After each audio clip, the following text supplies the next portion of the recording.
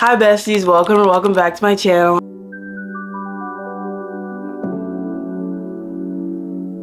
And welcome to another vlog. My name is Kay, Brad's Library, Awkward Brat, whatever you want to call me, and I'm so happy to have you here. This is going to be like a spend the day with me / reading vlog. All I really have planned for the day is go to a coffee shop and read. This is a new coffee place that I haven't been to before. Well, I've been to it before, but they moved and completely renovated it, so I haven't been now, and they have like some fun holiday coffee drinks. I also wanted to try Pilates by Izzy, which is the at-home Pilates. You can get a lot of the items at Five Below. I love Five Below. I love Five Below. Definitely gonna go there and try the at-home workouts because I'm not a huge fan of the gym. I don't know what it is. Probably honestly all I have on the agenda for today. It's my last off day, so not gonna do anything too crazy. The books that I have on my Kindle, I am a good ways through Listen to the Lie. Wait. That doesn't sound right. I'm a good way through Listen for the Lie by Amy Tanera. And then I also want to start the Poppy War because I have been breezing through Listen for the Lie. Why do I keep forgetting what it's called? Listen for the Lie by Amy Tanera. Okay, I feel like I could finish that. So I want to continue through the Poppy War. I've read like the first chapter, but I really liked it so far. I ended up having my Kindle somewhere and not the book, so I started something else, you know. So those are the books on the agenda. Enjoy the vlog.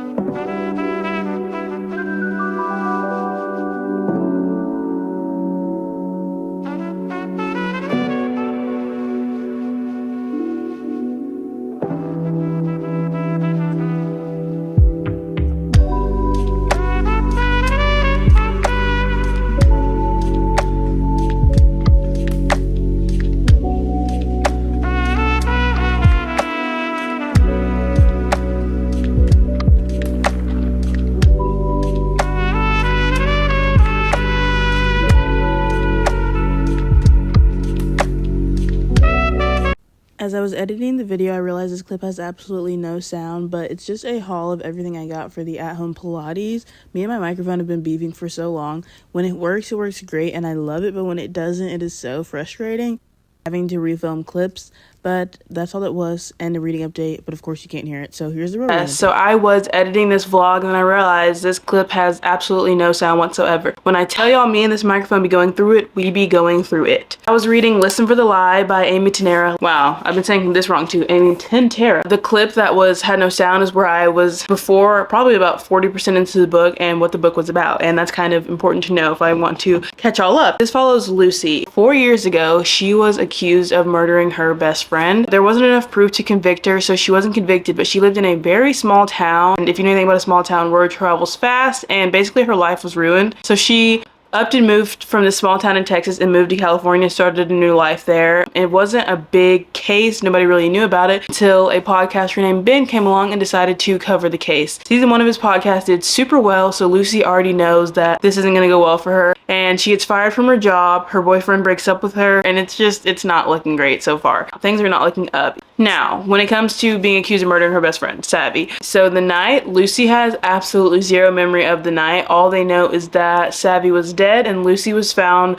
walking on the side of the road looking very disheveled and kind of crazy, and a murder weapon was never found. Nobody else was at the scene of the crime. Nobody else seems to know anything. Everybody has an alibi, so all fingers point at Lucy, but there's no definitive evidence that it was Lucy. And like I said, she can't remember. She knows like in her heart that she would never do anything to hurt Savvy. So she kind of just ran from the situation, moved to California. This podcaster, Ben, he's back in her hometown. Her grandmother convinces her to come to her hometown in the midst of all of this because it's her grandmother's birthday. She's like, you know, I may not have any more birthdays, you know, the whole guilt trip, and it works. Lucy goes back to her hometown and everyone has something to say about it. All eyes are on Lucy. Like every head is turned towards Lucy. Her ex-husband lives here, ex-best friends. Everyone is kind of shocked and everyone wants to know what really happened, and the podcaster is trying to get Lucy to work with him a bit. And at first she's apprehensive, and then she's like, you know what, I've been running for so long, I do really want to know what happened to Savvy. So she decides to work with this podcaster Ben,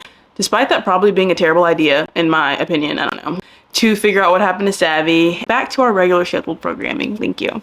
Hey guys, it's a new day. I had a ton of events yesterday, but I'm back and better than ever today. Let me see how far I got in reading the book. Okay, I'm 44% into Thank you for the hug. I'm 44% into Listen for the Lie. I gave you the synopsis. Ben, the podcaster, is getting a little messy. He's now interviewing everybody, and as he is interviewing everybody, everyone's alibi is kind of getting a little wishy-washy, a little wonky. We're bringing skeletons out of the closet, stuff people didn't ever want to be brought to light, because he's not fully convinced that Lucy did this crime. Lucy thought at first that he was going to try to pin her for the crime, and that is why he was here, but he is actually very interested in getting her side because Lucy has never told her side before. She's never talked to a podcaster. She doesn't email anybody back. She just let the public think what they were gonna think, especially because the case was in a small town, but now as the case has gotten bigger, she's like, maybe I could work with Ben and we can find out who did this, even if it was her, because again, we still don't know that it wasn't her, and we could figure something out. My theory right now is I think her dad did it because he is weird. I don't know what his motive would be. The constant, like whenever she first had the accident, basically wanting nobody in the room with her and being super afraid she might say something. I don't think that's for Lucy's sake. I think that's for his sake because he knows what happened and he's worried that one day Lucy will remember and rat him out. That's what I think. I could be wrong. Because at the same time, if your child is a murderer, I don't know, maybe you'd want to cover it up. I guess maybe in his mind, he's like, my child is a murderer. I don't want her to reveal it. Just needs to stick with the amnesia story because she didn't want Lucy talking to the podcaster. I don't know. He's weird. I think he did it. That's my theory 44% of the way through. I'm gonna keep reading.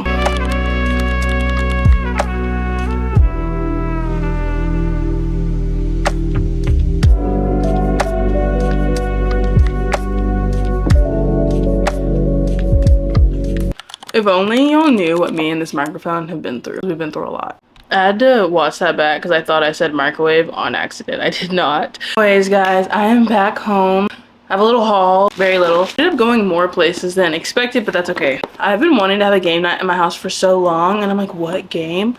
To All the Boys I Loved Before, one of my favorite movie series ever, has a board game. I got this at Ollie's.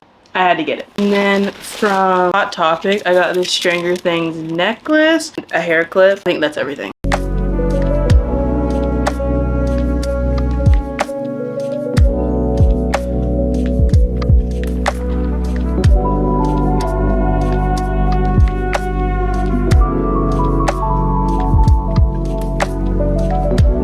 Hey y'all, I have finished Listen for the Lie, but before I go into my review, I'm gonna show y'all a couple things. I got some PR from Source Books, and they actually sent me the same book twice. They sent me House of Shadows by K.A. Lind, and it comes with this really pretty overlay. An overlay will make me read the book every time, and this House of Shadows card. But yes, they sent it to me twice. I am so blessed. Thank you so much. For some reason, I can't remember if I showed this, but I got an A to All the Boys I Loved Before board game. I loved All the Boys I Loved Before the movies. Love them real bad. I actually need to read the series. Let's not talk about that, but the movies, chef's kiss.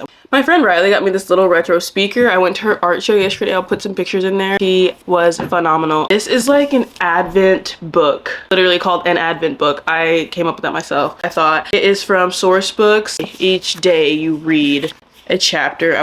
12 chapters for the 12 days of Christmas. Thank you so, so much. Now for my review for Listen for the Lie by Amy Tanera. I gave this 3.75 stars. This follows Lucy. A couple years ago, she was accused of murdering her best friend, which she thinks she would never do, but she has no memory of that night. Basically, Lucy was found on the side of the road, obviously in distress, covered in blood, covered in her best friend's blood. She has no memory of the night, no recollection, and Savvy was found dead. So obviously, it kind of looks like there was some foul play. At first, people didn't want to believe that Lucy had anything to do with it. They wanted to believe that they were both victims, but there was nobody else there. A murder weapon couldn't be found, and everyone just assumed Lucy did it. She was not charged because there wasn't enough evidence, but everyone in Plumpton, this small town in Texas, just believes that Lucy did it. She's moved on with her life, lives in LA, and has seemingly left that behind until Ben the podcaster decides to bring this all to life, and it's going very viral. Lucy has also become an author under a pen name, and people find out that she's the author. A lot of people that even think that she murdered Savvy still like her even more, because you know how people get obsessed with murder mysteries. So it is boosting her sales, but she doesn't want people to think that she killed Savvy because she believes that she did it. She just doesn't remember. She goes back to this small town. Her grandmother convinces her for her birthday. She actually starts working with Ben for this podcast because she's like, you know what, I've kept these skeletons, these ghosts in the closet for too long. I need to figure out what happened, even if I was the one that did it.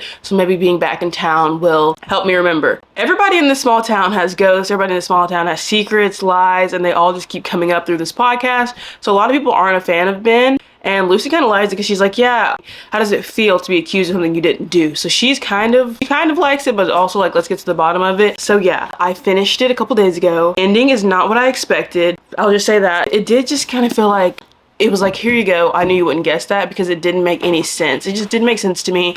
I wanted it to be someone, not that like so obvious, but still makes sense to an extent. And I didn't get that, but I still enjoyed the book. I thought Lucy was very sarcastic, very fun character to be in her head. I don't like when someone is a murder suspect and the person interviewing them, they start a romantic relationship. I start like, no, that's crossing so many boundaries for me, like, and very unprofessional, I feel like. I'm just saying. But Lucy, her character, does make a lot of bad decisions, so I guess that just adds on to the bad decisions she makes. So for her character, I think it does make sense. I just wish they're more professional. I would definitely read another one of her books, and I would say I recommend this. The Housemaid, the movie just came out, a thriller that I liked a lot. So I'm gonna watch the movie and give a review on the movie versus the book and see what I liked better. Probably the book. But thank you guys so much for watching this vlog. Tune in for more vlogs. Bye guys.